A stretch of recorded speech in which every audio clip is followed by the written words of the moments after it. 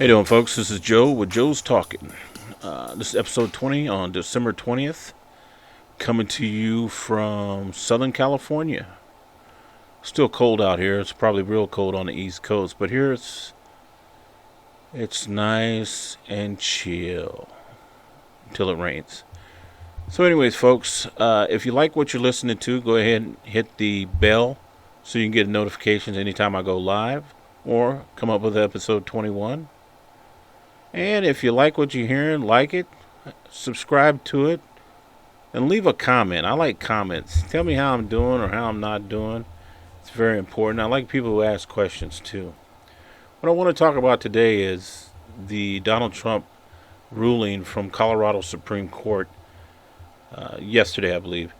So I've read definitions. I've read two definitions. One from Black's Law Dictionary, which was a lot smaller than the Noah Webster Dictionary of 1860 that I read from the court decision. But today, I believe that the court was very broad. They used different definitions from different dictionaries. I believe 3 or 4 different dictionaries in regards to understanding what insurrection meant. And I get it because you have to define it because you're going off the plain language within the United States Constitution as it relates to the 14th Amendment, Section 3. Section 3 is long-winded, and what's interesting is at the end of it, Congress may, by vote of 2/3 of each house, remove such disability. Talking about the insurrection, the rebellion against the state, so on and so forth. That didn't happen on January 6th. I don't see nowhere where that happened. I listened to Donald Trump's speech, or President Trump's speech, over again, and I didn't hear nothing other than condemn and fight for the Republican Party. That's nowhere near what the Democratic Party had been saying for the last 2 or 3 years, 4 years, in relation to these riots and crime going on in these Dem-run cities. That's funny you say Dem-run cities. It's kind of like saying damn-run cities, because they're pretty much damned. The crime is rampant. The people, the good people, the law-abiding citizens are at the whim of criminals every day. So what are you supposed to do? Well, we have our court system to depend on. But when you got courts like Colorado, like the Supreme Court of Colorado, coming out with decisions like this, it's so broad in spectrum and basically drawing straws. They're taking, and at the beginning they're kind of cherry picking words out of Donald Trump's mouth. They say condemn ... But as you get further down into the ruling, you start to see what not the defense, but the lack of, the word's not coming to me, the ones that brought the suit are claiming. And this sounds more like an issue for BLM and Oregon. One of the definition from the Noah Webster 1860, which was the first one cited in the court ruling, says a rising against civil or political authority, the open and active opposition of a number of persons to the execution of law in a city or state. It is equivalent to sedition, except that sedition expresses a less extensive rising of citizens. It differs from religion for the latter. Expresses a revolt or an attempt to overthrow the government to establish a different one or to place the country under another jurisdiction. None of that happened. I didn't see nowhere when they were trying to overthrow the United States government to establish it under a different jurisdiction. There was no revolt. They didn't make it to the anywhere. Okay, so they made Nancy Pelosi and of course AOC. What, she stubbed her toe or something like that? I don't know, but this is a lot of BS to me. Well educated, well written. I didn't read any of the dissenting opinions. I was more curious about the rulings. I don't like to. I don't want to say I don't like to read dissenting opinions.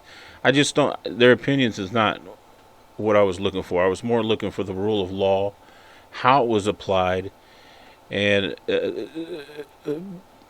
thought processes come, through the dissensions, and then that's more of a personal opinion. It seems like to me than it is anything else. But the good thing about it is I think that if Trump's team of lawyers decides to go ahead and file a case with the United States Supreme Court, the stay that's currently in place in Colorado until the 4th of January will remain in place, and then their attorney general will have to put Donald Trump on the ballot. I don't know if that's good or bad. I don't know if he kicks it up to, the United States Supreme Court. They rule on it. I think it should be kicked up to the United States Supreme Court. As a political strategy so that I remain on the ballot. If only for the people who were going to vote for me if I was President Trump in Colorado. How many people? I don't even know how many people's in the state. I should have got those numbers. But how many? That's just crazy. How many people are going to vote for Trump? And Democrats actually leaving the party, black, white, Hispanic, coming over to vote for Donald Trump because they're tired of the current system we have in place, or I'm sorry, the current administration. Because make no mistake, folks, it's not the system we have.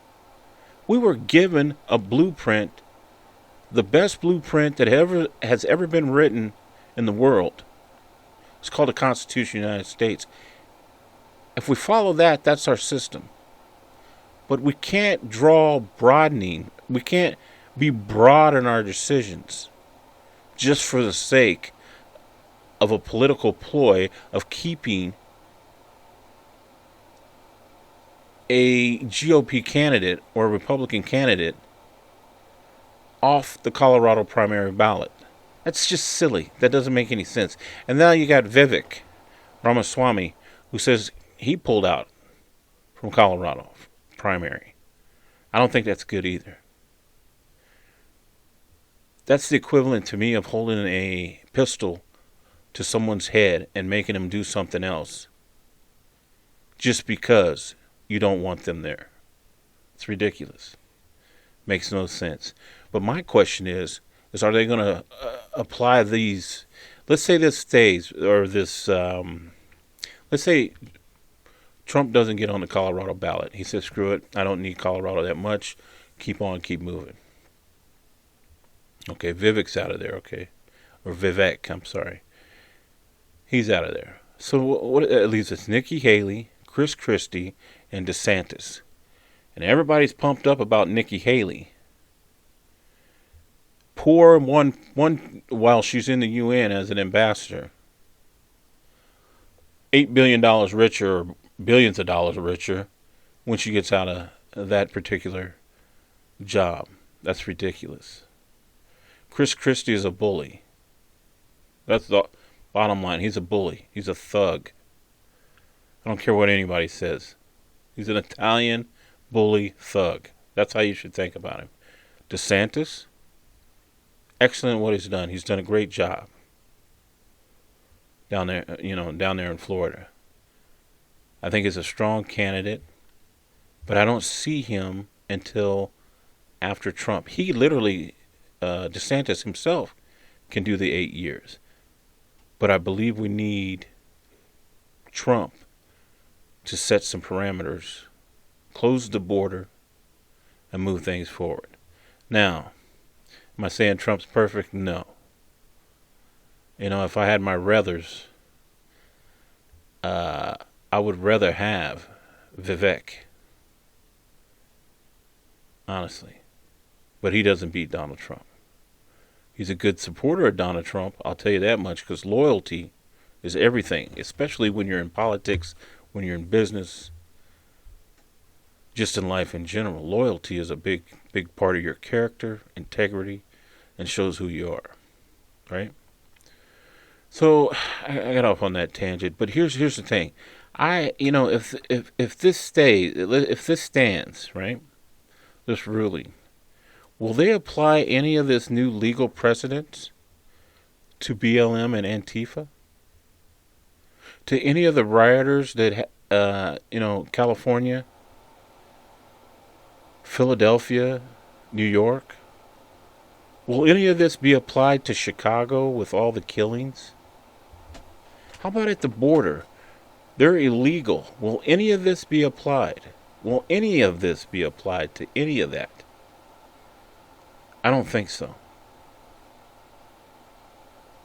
And doing this to stop a president does not help this country. Or not even stop a president. That must be my Freudian slip of wanting him to be president.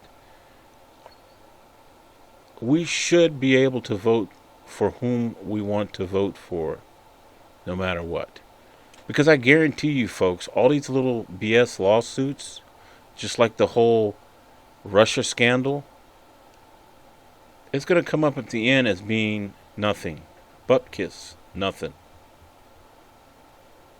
Because there is nothing. Remember, folks, like and subscribe, share this, comment if you like, because guess what? You always know my tagline. I'm always talking, folks. Sometimes I talk too much, sometimes I don't. Y'all have a great holiday. Merry Christmas, Happy New Year, and we'll see you with episode 21 sometime next week or maybe this week, because I'm a taping freak. All right, y'all take care.